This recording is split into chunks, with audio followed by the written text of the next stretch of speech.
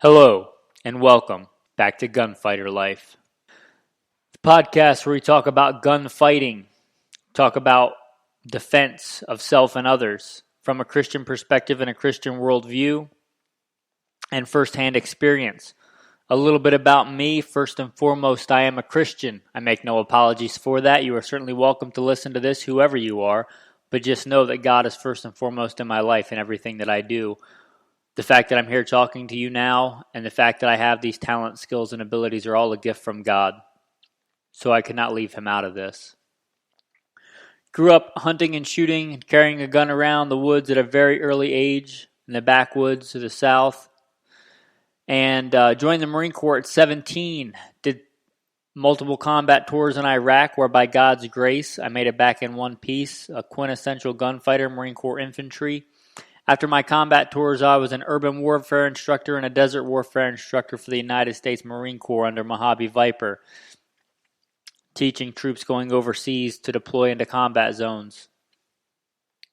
After my days in the Marine Corps were done, I went to work for LAPD, where I worked regular assignments and more specialized assignments, working some of the nastiest streets in LA, and by that measure, some of the nastiest streets in the country, where by God's grace, again, not because I'm special, he brought me back in one piece and got me through that. I also worked for other agencies, and I also worked in conjunction with federal agencies doing more specialized things. I've also served as a private contractor for the federal government under a different three-letter government agency. That's all I'll really get into on that. I also served in the United States Army, both full-time and part-time, National Guard. I've been a professional firearms instructor for a lot of years, FBI certified, other government agency certified, NRA certified, advanced weapons instructor certified. I've been very blessed to teach military, law enforcement, and civilians, youth shooters, which are some of my favorites. Also competition shooting. I started competition shooting even before I joined the Marine Corps at 17. I was blessed to be part of a team that won a state championship even before I joined the Marine Corps. So I was a pretty accomplished rifle shooter. I don't even remember how many matches I won before joining the Marine Corps. I've also won state championships in rifle and pistol. I've also competed in many other disciplines. I've been very blessed to win more competitions than I can remember. I've competed in IDPA, USPSA, Steel Challenge, anything from more precise rifle shooting to like speed shooting, kind of drag racing with a pistol, which is what I would consider Steel Challenge. Been very blessed to compete in all those things. And I'm very humbled to have been blessed by all of that. Again, I would have none of these talents and skills and abilities. I would not draw another single breath if God did not gift me with it. I don't think that I deserve it. I don't think that I'm better than anybody else. I think that God has chosen to bless me. And like he says, take the talent from him and give it to the one who has 10. For to everyone who has, more shall be given. But whom does not have, even what he has will be taken away from him. And I'll go one more verse and then we'll get into today's topic. Psalm 144, Blessed be the Lord, my rock, who trains my hands for war and my fingers for battle. All right, guys, rolling into today's topic. Don't forget to like, subscribe, and comment. We're going to be doing a Q&A show. Now, some of these are questions. No, I'm not going to read anybody's name and question verbatim because I did not get permission to do that, and I'm not going to share somebody's information they don't want. And I may change the question. In fact, I almost certainly, most of the time, will change the question to make it more concise, or if there's a question that's very specific, I might change it to make it more general to apply to more people. This may even be a question from myself that I've heard other people talk about that I'm giving an answer to, or that I've thought about and I'm giving an answer to. If you would like your question answered, you can go ahead and ask me. It's goodshepherdtraining.com. That's the umbrella that does this podcast and a few other podcasts.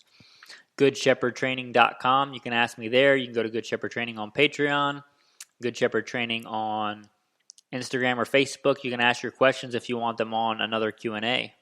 All right, guys, first question was a question I was asked by an old Army buddy. He asked what rifle I would recommend. He wanted something in an .06.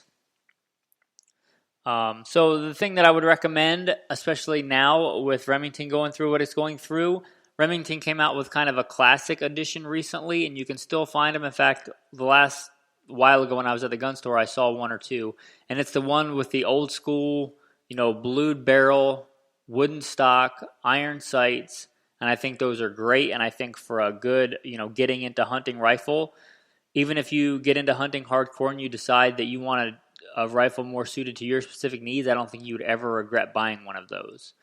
He specifically asked about the '06, and I think that Remington 700 is, even though Remington's had some troubles lately, that classic model, that classic edition, would be a great choice and a great investment, monetarily wise. He specifically asked about the '06, but if you're not asking about the '06, I would say get it in 243. I think 243 is a better all-around caliber, especially for getting into hunting and getting into shooting. I think the 243 is great. I think it's a great round, and I think it will kill, especially if you're hunting east of the Mississippi, anything as good as anything else, and it's more enjoyable to shoot. And if you're new, you should probably practice more. So I'd really recommend you go there. Honorable mention to the 270. It's kind of in between. Nothing wrong with it. It's been killing stuff all over for a long time. Next question, center axis relock. You may have seen this in John Wick movie or two. Not really a big movie guy, but I will say that John Wick does have some of the best, most realistic gun handling of any modern movie that I have seen. Center axis relock, is it a thing? Yes, it is a thing. I have tried it. I train with it. It is a real thing. It does really work surprisingly well. Although I don't know that it should be used in the way that I've seen it used sometimes. I see its advantages in very confined spaces, like searching a very small bathroom or a very small closet, or shooting from inside to outside of a vehicle, things like that. You probably, if you're shooting from a driver's seat, can't get that full extended arm position. And I think the center axis relock has some advantages in that. Also, I found that if you're running really fast or moving really fast, shooting on the move is a skill that every gunfighter should have, or shooting while moving. And if you're moving really fast, the farther your arms are away from your body, the more that gun moves in relationship to your eyes. So if you bring it in closer, you do give up some precision capability, but the gun doesn't move around as much in relation to your eye, which makes it easier to keep a sight picture, in my opinion. And I see that as some of the strengths. Very limited application, but yes, it does work. In my training and experience, I've trained with it, and it is a thing. It does work. It's not just a Hollywood thing. Next question, are revolvers really relevant? Yes, I would say they are really relevant. I would say, just like the last thing we talked about, center axis relock, that they have their applications, but they are very much still relevant. One of the things about revolvers that makes them good for something like concealed carry is a lot of gunfights end up on the ground, and revolvers can be shot in contact position, which means the barrel can be shoved up against something and the revolver will still function. A semi-auto, if you notice, if you push the barrel up against something, it takes the gun out of battery and the gun won't fire. If you're fighting with somebody on the ground, that could be an issue. Another advantage to the revolver is that the gun functioning does not depend on the round itself and the quality of the ammunition and the power of the ammunition. So let's say your typical 9mm handgun. Yes, I know you can go from like 115 to 147, but there's a very small window in which you can load that cartridge to make it function reliably. If it's too light, the slide won't go back all the way. If it's too much, it will break the gun. So you kind of have a narrow window in there. Yeah, you get some plus P, but if you look at it, it's really not that big a difference. If you look at something like a 38 Special 357, which can be fired both out of a 357 Magnum revolver, just for instance, you can get very, very hot, let's say buffalo bore, heavy for caliber bullets, and you can get very, very light, even factory-loaded Cowboy 38 special loads, and there's a huge difference in those. So the flexibility, one of being able to fire both 38 special and 357 Magnum, and the ability to go way, way down in power and way, way up in power, that's a big advantage to the revolver, which kind of ties into the next good thing revolvers are still relevant for, which is hunting. I'm not saying that all revolvers are accurate, but the fact that the sights are affixed to the barrel and the frame and they don't move kind of lends themselves to their inherent accuracy. Also, yeah, they might only have 5 or 6 rounds, or maybe 7 or 8 depending on, but let's just say 6 rounds. But in a hunting application, that's kind of a moot point. If you didn't kill it with 5 or 6 rounds, you probably shouldn't be hunting with a handgun, in my opinion. So yeah, they're great for that application, and I think they're still great for CCW. If you listen to one of my earlier episodes, one of my most common go-to carry guns is a Smith & Wesson 360 PD, which is a very light scandium frame 357 Magnum. And you heard my bio. I've been a professional gunfighter most of my adult life, and I trust my life to that gun. It gives you a lot of accuracy and a lot of power, and it weighs 11 ounces, and I don't know of any auto that comes close to that. So are they still relevant? Yes. Do they have their limitations? Yes, they do. All right, next question. Budget handguns. So I'll split this down into 2 categories. If you're looking for a budget handgun for like CCW, I don't know what size that means for you. I would say the smaller guns are in general harder to shoot, so keep that in mind. But if you're looking for a small compact gun on a budget, I would say don't overlook the Kel-Tec, the P380, and my favorite, the P32, although I probably wouldn't steer a new shooter towards that because the ammo is harder to get and more expensive than 380. So the Kel-Tec P380. The Kel-Tec PF9, if you want to go a little bit bigger. Good guns, and they're especially, well, in the ammo gun apocalypse of 2020 and apparently now 2021, maybe not easy to find and super cheap, but in normal times, yes. So keep your eyes open at gun stores, gun shows, pawn shops. Another one is the Diamondback. Now these came out, if you look at them, they're very similar. A lot of guns are, but very similar in form and function and design to a Glock. And they're single stack, and you can get them in 9mm. But these came out long before. I remember playing with these years and years before Glock ever came out with the single stack 9mm. And they're less money, and the one that I dealt with functioned fine.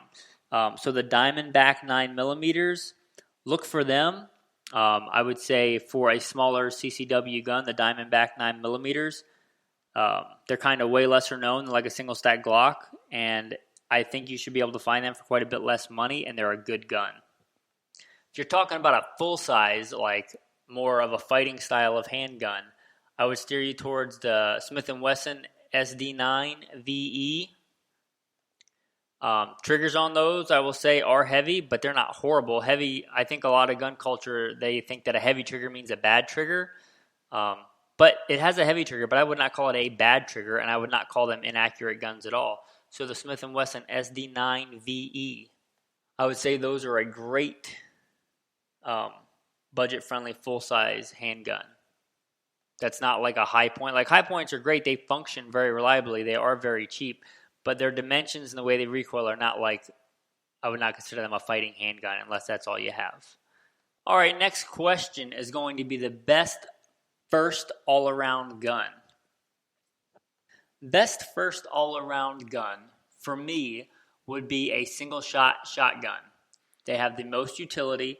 They are very inexpensive.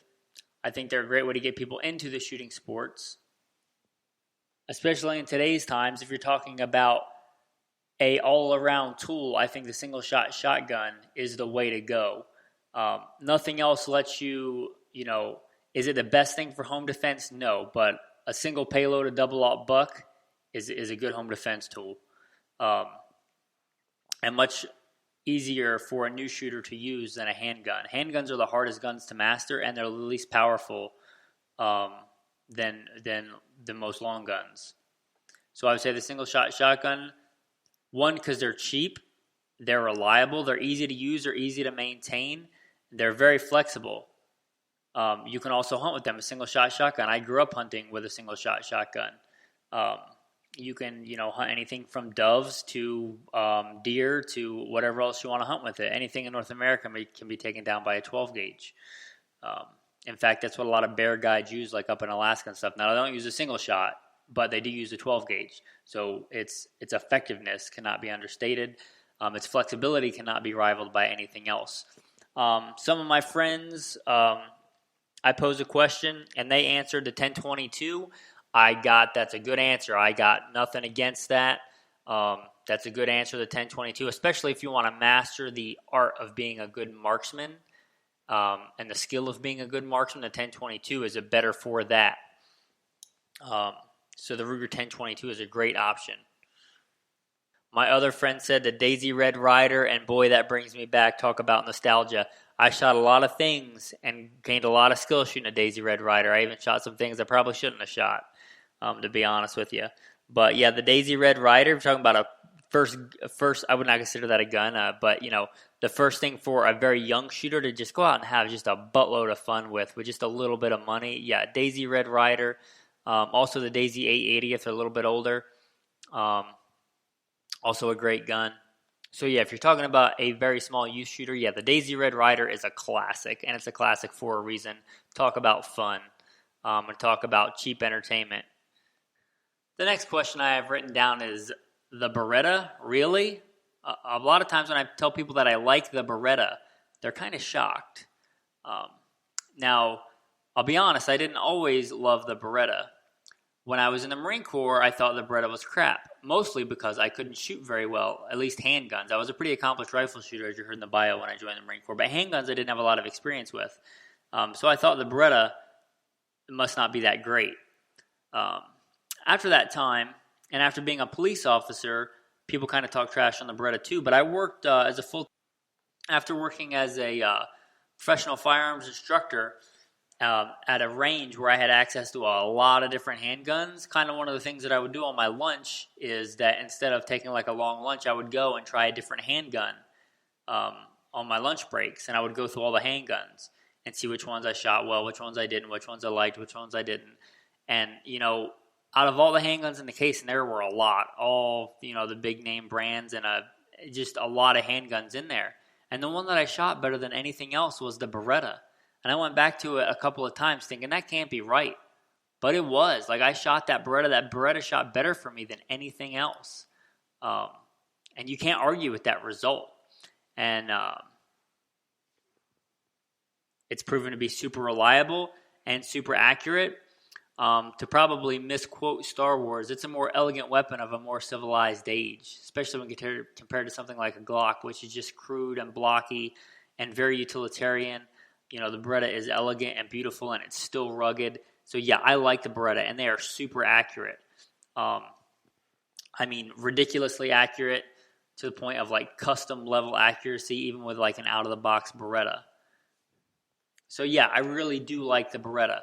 The one thing I don't like about the Beretta, the most common versions, is that they have that slide-mounted safety decocker. I would say that's an easy part to just get the decocker only. I don't like my guns with a safety, so that if I put the safety on, they won't fire. So that's an easy part to switch out for a decocker only. People will say, well, why get it if I have to switch something out? And a lot of the same people that say that will buy a Glock, and the first thing they do is take a mallet to it and bang out the sights and spend $70 or more on aftermarket sights. But you could easily get a Beretta and just switch it to the decocker only. So I don't see that as a valid argument. I have a Wilson Combat Beretta 92.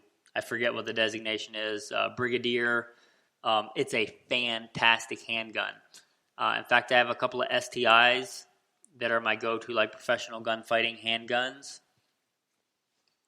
And I have to say I'd be hard-pressed to choose between one of those handguns, even though they're far more expensive, especially my STI Marauder. It'd be hard-pressed to pick between that one and the Beretta. If we're talking about like end-of-the-world apocalypse kind of thing, like Book of Eli kind of thing, I probably would pick the Beretta because it's got a much simpler operating system. It doesn't have nearly as many parts as the STI, and it's still an elegant, super accurate gun. So yeah, I really like the Beretta. In fact, I'm going to go out and say that for a general-purpose combat handgun, for a skilled user, the Beretta 92 is the best general-purpose combat handgun ever made. And I know that'll get a lot of people disagree. And if you disagree, that's fine. Leave a comment. Tell me what you think I'm wrong, or tell me what you think it should be. The best general-purpose combat handgun for skilled shooters. If you're talking about like conscript soldiers or people that have almost no experience, you can make a good case for like a Glock. But for somebody with skill, you really can wring more out of that Beretta, I think. It's, like I said, a more elegant weapon, a more accurate weapon mechanically.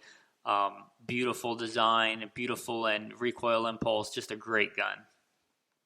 All right, let's get into the next question. I want to start carrying a knife, like as an EDC, as a man. If you listen to Alpha Male Podcast, The Manly Skills, which is another podcast you may enjoy if you like this one. But talk about carrying a knife. I think men should carry a knife. So if you're asking, what knife should I carry? I want to start carrying a knife every day for, most things. I've carried a lot of knives throughout the years. I got a lot of knives that I really like. But if I had to pick one to recommend, I would pick the Buck 110. If you like the more classic, just a regular old Buck 110, it's great. It's been around a long time. It's popular with hunters. It's popular. I've heard, I'm not a biker, but popular with bikers. I've heard that before. Don't know if that's true. It's just a popular all-around knife. So the Buck 110. If you want something a little bit more modern or especially lighter or slimmer for hiking, for just like a slimmer design, lighter design, the Buck 110 Slim is my current, most of the time carry knife, the Buck 110 Slim. You can get the regular version, which is still very good for I think under $30 last time I bought one, or last time I looked. Under $30, and it's a fantastic knife. I also, after I carried that one for a long time as a professional hunter and guide, and it kind of became my EDC. They make a really nice version with micarta handles, I think, and it's got S30V steel. And in my knife journey throughout the years, I kind of thought it was kind of crazy to spend that much money on a knife for S30V steel. But when you use a knife with steel like that, you understand why. I'm not a metallurgist. I'm not particular. I know there are other steels that are as good or better, like 154 CM and things like that, and heat treat. But S30V is a fantastic steel. So I would say, I'd recommend what I did. Get the Buck 110 Slim, and then use it. And if you really like it and you want a better one, get the Buck 110, whatever they call their premium edition with the S30V steel. But lightweight, small, fantastic. In fact, I am wearing Silkies right now. Any military vets will probably know what Silkies are. Just worked out at the gym. And it's one of the very few EDC knives I can just clip in my Silkies, the Buck 110 Slim. And I'm just kind of angle it so it goes in between my thigh and my manly parts there, and it just doesn't bother me. It's a big knife. It's a very utilitarian knife. I would not call it undersized for a fighting knife. It's definitely great for an all-purpose hunting knife, skinning knife, gutting knife, fishing knife. It's just a great all-around knife. So the Buck 110/110 Slim. If you're looking to get into the world of carrying a knife every day, which I think as a man and as a gunfighter, gunfighters carry knives too, I would say the Buck 110/110 Slim. All right, next question. What are some things that I carry in my range bag? So I'm going to take this as things that are not like guns and ammo. Obviously, those are in the range bag. But I would say water. You got to have water, especially if you live in any climate, but especially a hot climate. Water is a thing. And then like a long sleeve shirt, something to help you from getting sunburned. And something, especially in a hot climate, something on your neck, like a neck gaiter that you can dip in water. It really does a lot to lower your temperature and prevent, if you're like me, you're outside a lot, you prevent your neck from getting sunburned. So, a good neck gaiter. And then peanuts. If you're in a hot climate and you don't have any issues with like high blood pressure or whatever, salted peanuts. You need salt. You can drink water, and there's a thing where if you don't get enough salt, you can actually drink too much water. So I would say salted peanuts. They're cheap. They're good for you. They don't really go bad like a lot of other snacks, like a lot of protein bars that will just melt in your range bag. They don't do that, so I would say that will be another thing. So those salted peanuts or unsalted peanuts if you have a thing with salt. But salt is good. They're cheap. They're delicious. They're healthy. They got a lot of energy. And then for those people that know me, I will throw in yellow aviators. People that know me know that I love to wear my yellow aviators, my yellow shooting glasses. A lot of people make the mistake of only bringing sunglasses, but if you're doing any kind of night training or low light training or going inside from inside to outside, those, sunglasses aren't really a help. So, yellow tinted aviators, I think they do a lot for low light shooting. I think they do a lot for indoor shooting. They do a lot in environments where you're getting light shined in your face. That's one of the reasons I think that people like them for driving at night, which I certainly do like them for driving at night. So a good pair of yellow aviators in your range bag. So we'll leave it at that. All right, next question. Underrated guns. Underrated guns. The first one I'm going to throw out there, I was thinking about this. I think one is the SIG 2022. Now, most people that are into gunfighting and guns may be familiar with the SIG 226 and 229. In fact, 229 was my duty gun as a police officer for a while until I switched to something else that I liked better. But they're kind of known for being a fine gun. The 220s, the 226s, the 229s, they're very well known in the gun community. But the SIG came out with a polymer frame version, the 2022. Same kind of operating system, but I thought the ergonomics were better in my opinion. They were not nearly as expensive as a lot of the SIG 220s, 226s, things like that. The 2022, they were not a cheap gun, they were not a budget gun, but I think for what you paid for and what you got, they had a very good trigger, they had very good ergonomics.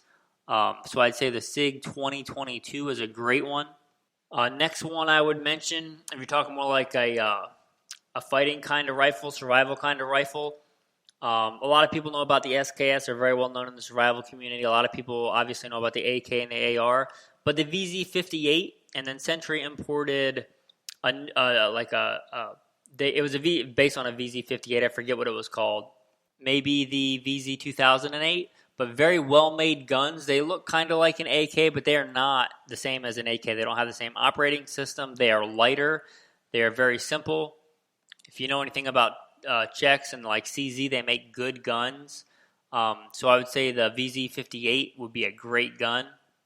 Light, reliable, durable. They fire that same cartridge, 7.62-39, which is kind of a great all-around cartridge for fighting, for a lot of different things. So the VZ58, I would say underrated in that realm of, like combat rifle style. All right, next question. AR-15s. Do I prefer piston or do I prefer direct impingement, the more traditional style? I prefer piston. I specifically prefer the Adams Arms. I have an Evil Light, and maybe this is one of the reasons I love pistons. My piston, which I know people have said that the pistons aren't as accurate, but my piston Adams Arms Evil Light, which is I've had for a lot of years. I had it when I was a police officer. It is just an elegant design. It's very rugged. And mine is the most accurate AR that I have knowingly ever shot. I've shot a lot of ARs, so I may have shot one and not grouped it and not known that it was more accurate. But of ARs that I've owned and ARs that I've shot for groups and stuff like that, it is ridiculously accurate. And it is way easier to clean, which is one of the reasons that I like it. I'm a gunfighter, not a gun cleaner. Right now I have but I have a box of just random gun parts that I'm spraying and soaking in Rem oil because it's time to clean them. And I shoot a lot of guns a lot. So anything that makes them easier to clean. Anybody that was in the Marine Corps or the Army knows how long it can take to clean an AR-15 to actually get it clean. I can clean a lot of other guns in the time it takes to clean a regular direct impingement AR-15. That being said, I have I guess you'd call an AR pistol, SBR, that's not an SBR, that I use quite a bit. That's direct impingement. It's a good gun too. I'm not the one saying that they're unreliable. I'm saying which one do I prefer. I prefer a piston. I've handled and dealt with PWSs. They're also great, a little bit heavier than my Adams Arms, although my model is called the Evil Light. I also, before that, had just whatever they call their standard model. All have been great. The PWSs, I have a very good reputation. I've never personally owned a PWS, but I've known people that have. But great guns. So which one do I prefer? I prefer piston. Also, I've been around ARs quite a bit, as you probably know from my bio, and I had a catastrophic failure in Iraq during the invasion, meaning that I could not fix that malfunction myself. I had to go to a gunsmith, which in the middle of a war is not a great thing for your rifle to go down. Also, with the direct impingement, you can get what's called a triple feed, which is super rare. But any gun that can get a regular malfunction and a double feed and a triple feed, from what I know, I've never seen a piston gun without being forced to get a triple feed. So that's a thing. And if you don't know how to clear a triple feed, that can kind of be straight catastrophic for you, at least at the time. I like piston. That's my preference. I'm not saying you're wrong if you like DI better. They have a lot of things going for the DI. It's a lot more compatible. There's really no standard across the board for piston systems and piston components. So that's a big advantage. You get a lot more options. You're probably going to find them cheaper. So that's another advantage. But if you're asking me what I like, I prefer piston. Question we're going to close on today is what guns to get if you live in a state that restricts your free right to the Second Amendment, your right to protect yourself and others, that kind of limits that. If you live in a state like California, New York, New Jersey, and I'm not saying all these are legal in all those states, but they should be legal in most of those states. So if you're asking me about a rifle, I would say the SKS. It doesn't have the detachable magazine. And I would say if you get an SKS, keep it in the way that it is. Don't try and pimp it out and give it removable magazines and all that. Use it in the way that it's designed to be used. It's got a 10-round non-detachable magazine, which should be legal in most places. Again, I don't live in New Jersey, so I'm not exactly sure what's legal there and what's not. But the SKS will be a good option. It's a good all-around rifle if you live in a state like that. And then for handguns, guys, I love the 1911. I was talking about the Beretta earlier, but my go-to, professional gunfighting, whatever you might call mercenary work, when I do that kind of professional hired gun work, is an STI 2011. I have two of them. My favorite one I don't know if favorite's the right word, STI Marauder. It is a great gunfighting pistol. It is like a modern take on a 1911. And I didn't start off, I'm not I know the derogatory term is FUD for old people or whatever. I started out in the age when everybody had Glocks, and I started off as a police officer with a Glock. And I went to a 1911 derivative, which should tell you something. There's a mechanical accuracy of a gun, which 1911s and 2011s certainly can be, and there's the shooting accuracy of how much accuracy you as a shooter can impose on the gun. And 1911s have that straight back trigger. They have great ergonomics for most people, so they're great for that. So if you live in one of these states, I would say if you're limited in rounds anyway, the 1911 for a fighting handgun, there's nothing wrong with the old standard, 1911. I would say get away from the old GI style ones. You want better sights. I would say you do want that extended beaver tail and things like that. But a lot of companies, name brands, make 1911s now. Ruger, Smith & Wesson, SIG, they all make 1911s. If you want to be super cool and super powerful and super tactical, go with a 10 millimeter. It's a great round. But if you're limited to 10 rounds, I would say get that. I have very blessed to have a Colt Combat Elite. It is a great fighting handgun. And like I said, kind of my go-to full-size fighting handguns, at least as of right now, are 2011s, STI 2011s. They are just a fantastic fighting handgun. So, the 1911 style, you can get them in 9mm, nothing heretical about, a 1911 and 9mm with 10 rounds. That would be a great go-to, fighting handgun in a state where you're kind of limited to what you can have. I think some states, I forget what it is, maybe New York even has a 7-round limit, which is kind of probably written around the 1911 that has 7-round mags. So in that case, I would say the 1911 would probably be my choice. I don't know what your choice would be, but that would be my choice. All right, guys, with that, we'll wrap up this very first Q&A episode of Gunfighter Life. Like I said, if you liked this, you may like some other podcasts, the Alpha Male podcast. You may like that one. And if you are more into the important stuff, like getting closer with God and getting to know God, Simple Man Sermons. Kind of the tagline for that is the preachings of a simple man called by God to share the good news of Jesus Christ. And if that appeals to you, you can listen to that. The umbrella that houses this podcast and the other podcasts is going to be goodshepherdtraining.com. You can go to goodshepherdtraining.com. If you like this Q&A and you want your question answered in the next Q&A, then you can go to goodshepherdtraining.com, or you can go to Good Shepherd Training on Instagram or Facebook, and you can ask me questions and see if they get on the next Q&A on Gunfighter Life. I don't know when that'll be, and I'm not promising you that I'll answer your question, but if I get it and I read it and I think it's a good one for the next Q&A, I'll stick it on there. And again, if you want your name or something read on there, my kind of default is to not do that. So if you want me to specifically read your question verbatim and you want your name in it, I'll certainly do that, but just let me know. Again, if you like this podcast, like, subscribe, comment. It really does help other people hear the message. Sadly, podcasts aren't free to put out. If you would like to help support financially, you can go to Good Shepherd Training at Patreon. Just go to Patreon and type in Good Shepherd Training. It'll pop up. Any support there would be a blessing. If you have it in your heart to give, give. If not, don't give and don't feel guilty about it, guys. Thanks for listening. I'll close with 2 Samuel 2:22. God is my strength and power. He makes my way perfect. He makes my feet like the feet of a deer. He sets me on high places. He teaches my hands to make war so that my arms can bend a bow of bronze.